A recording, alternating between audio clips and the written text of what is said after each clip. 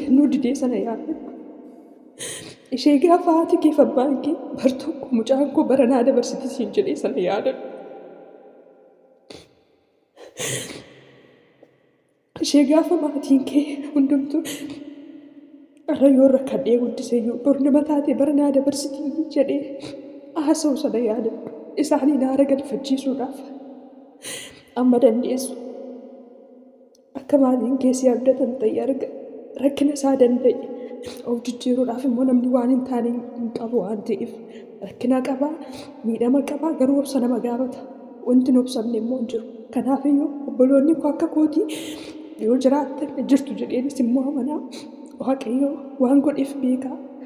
Ulfina fuula kee dura jirutu jira. Kanaafitu gaafa sana arrabnis irratti kee gaafa sana kanaaf jibbamte gaafa sana kanaaf ari'atamte kanaafiyyuu gammadaa.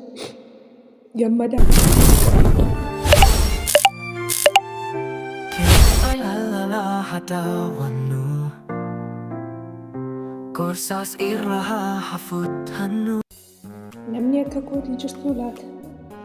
Nagaa isin gaafachuun irraanfannee kan jirtu nagaa keessanii. Anis nagaa kootii galata Waaqayyo. Har'a waan tokko natti dhaga'amee naan dubbachuu dhufe. Dhugaa yoo yaadadhu illee hin baaniif iyyuu dubbachuu hin danda'u jechuudha. Waan Waaqayyo keessa na dabarsee waan baay'ee qaba.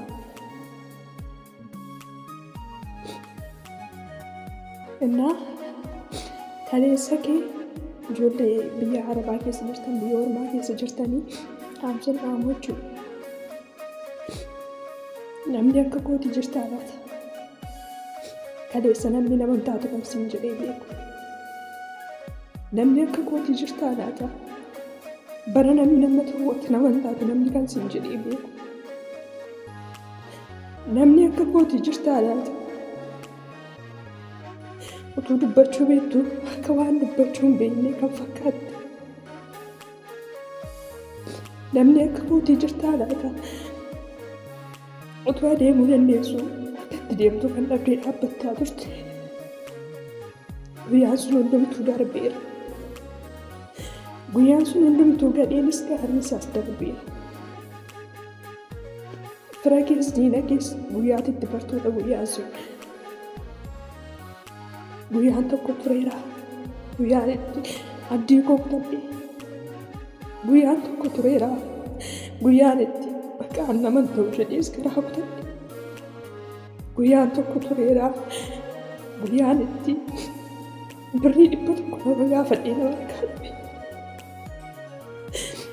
Guyyaan tokko tureera. Guyyaan utuun akkan itti dubbadhuuf wanta dubbadhu utuun beeku haasaaf dubbiin argaadhe. Guyyaan kun hundumtuu darbeera. Obboleessi akka kootii jirtaa laata? Obboleettiin akka kootii jirtaa laata? Jabaadhu. Seexanni waan mul'ata kee beektuuf arrabi namaa akkas irratti ol ka'u gootii haala bisheessite. Bor nama ta'uu kee waan beektuuf bor iddoo ulfinaatti argamuu kee waan beektuuf akka aarra hundumtuu arraba sitti xaragatu ta'a. Kanaaf yoo obsaamoo dirqama keeti. Guyyaan sun hundumtuu darbeera.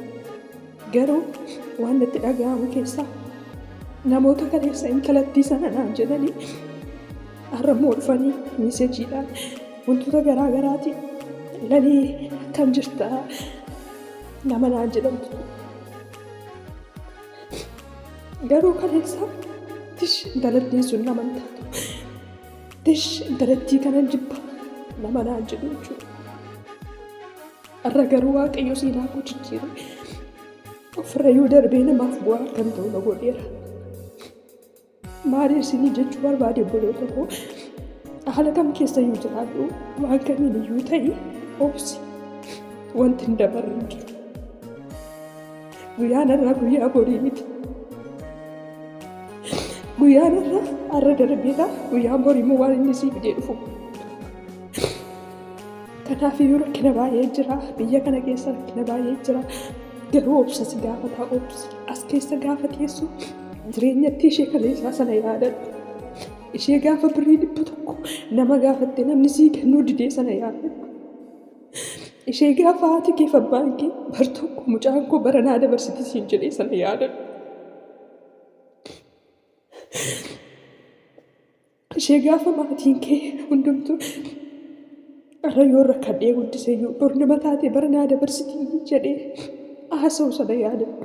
Isaanii naara galfachiisuudhaaf amma dandeessu. Akka maatiin keessi abdatan ta'e arga rakkina isaa danda'e of jijjiiruudhaaf immoo namni waan hin taane hin qabu waan ta'eef rakkina qabaa miidhama qabaa garuu obsa nama gaafata. Wanti hin obsamne immoo hin jiru. Kanaafiyyuu obboloonni koo akka kootii yoo jiraattan jirtu jedheenis immoo amanaa. Waaqayyo waan godheef beekaa. Ulfina fuula kee dura jirutu jira. Kanaafitu gaafa sana arrabni sirratti kee gaafa sana kanaaf jibbamte gaafa sana kanaaf ari'atamte kanaafiyyuu gammadi. Gammadaa ta'eeti milkaa'umsa kee irraa arguu keetti gammadaa ta'e. Boris immoo waan kana caalu argite Waaqayyoon galateeffachuu akka dandeessuuf Waaqayyo siinaa gargaaruun jedha. Gargaarsi Waaqayyo yeroo hundumaayyuu hunda keenyaa wajjin haa ta'u.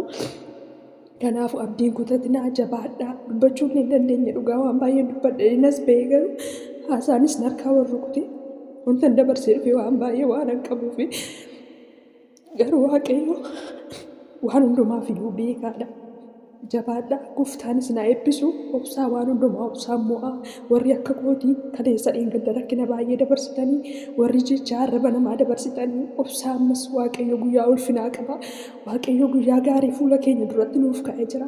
Guyyaa sana arguudhaaf rakkina irraa kan danda'uun dirqama keenya waan ta'eef obsaa jedheen kana isinii qooduu dhufe namni tokko lamarraa barachuu danda'a. Yookiin namni akka kootii yoo jiraate yaadachuu danda'a waan dabarsisana jedheenidha. Kanaafuu galatoomaa gooftaanis na eebbisu. Dubbachuudhaaf namni obsa yoo qabaate rakkina akkamii keessayyuu darbuutii danda'a jechuudha. Mucayyoo kana ilaalee wantoota hedduu jechuudha jireenya koollee duubatti deebi'ee waan hedduu isaa yaadadhee Waaqayyo uumaa kootinii nan galateeffadhee ammallee jechuudha abdii godhadhee gara fuulduraatti illee itti fufee ta'ii jiraachuu akka danda'u wanti hundumtiyyuu darbuutii akka danda'utu naaf gale jechuudha. Isinillee mucayyoo kanarraa waan hedduu waan guddaasaa akka barattan abdiin qaba jechuudha. Keessumaa namoonni qorumsa garaagaraa keessa kan jirtan mana wadaamii keessatti rakkina garaagaraa keessa seentanii jireenyi keessan kan isinitti dukkanaa'e lubbuun koollee baqa bara kana keessa yookiis immoo qorumsa rakkina kana keessa hin darbu jettanii abdii kutannaa keessa kan jirtanii wanti hin darbine biyya lafaa kanarratti akka hin jirre sagalee mucayyoo kanarraa dhaggeeffachuu yookiis immoo dhageessaniirtu jechuudha. Anillee jechuudha namni hundumtuyyuu bara jiraatu keessatti rakkina garaagaraa qaba jechuudha. Haa xiqqaatu haa wal darbu malee jechuudha akkuma namaatti.